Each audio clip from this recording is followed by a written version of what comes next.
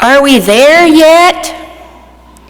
I'm willing to bet most, if not all, parents heard that at some point throughout their lives as they were raising their children, either from the back seat of a car or maybe awaiting the plane to finally land to reach their destination. We often want to know how close the destination is, or have we arrived? Even as adults, sometimes waiting can be a bit challenging. I think of those times maybe we're in a waiting room waiting for an appointment, or we're in a checkout line somewhere and someone in front of us is taking maybe a little more time than we think they should be. The question is, how are we while we're waiting? What goes through our minds? What are some of the actions, thoughts, or words that we might even utter? Because we do a lot of waiting in life.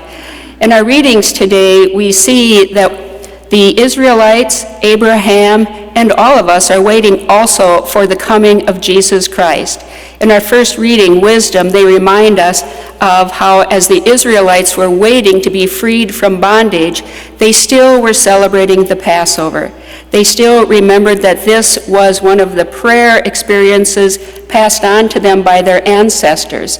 And so even though they may have had those days of feeling a lack of hope, they still knew that hope was there. And so they still did everything they could to continue to praise God while they waited. In our gospel today, we hear of the importance of awaiting the Master's return. And it says, "Blessed are those who, when the Master comes, he finds them diligent and ready." And so what are we doing each day to not only prepare ourselves for our own last day here on earth, but what are we doing to prepare ourselves and to help prepare our world each day? As we look around, there are many things that I think we are waiting for. We're waiting for peace to come into our world, for a greater sense of civility. We're waiting for better inclusion, a lack of the racism, all different things that we say we can't wait until they come. We wish they were among us more strongly. And yet we know that like Abraham, who didn't know where he was going, yet trusted in God and set off, that we too are to be people who set off to help bring those things about. That while we are waiting for peace to come, we know we can be those people of peace. While we are waiting for more love in our world, we know that we can be those people of love.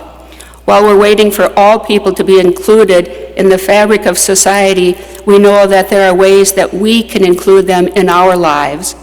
And so while we wait for the coming of the Lord, in many ways, we don't have to wait, because Jesus Christ is fully present here in our midst. Present in the gift of one another, present in each encounter that we have, present in each moment of our lives, calling us into prayer, calling us into deeper relationship. I remember a saying once that on a card that I was given when I was discerning religious life some 35 years ago. And it just has stuck with me and reminds me of these readings today where we say, while we wait for these things, we become those things. And the reading went, if not you, then who? If not now, when? If not here, then where? And if not for the sake of God's kingdom, then why?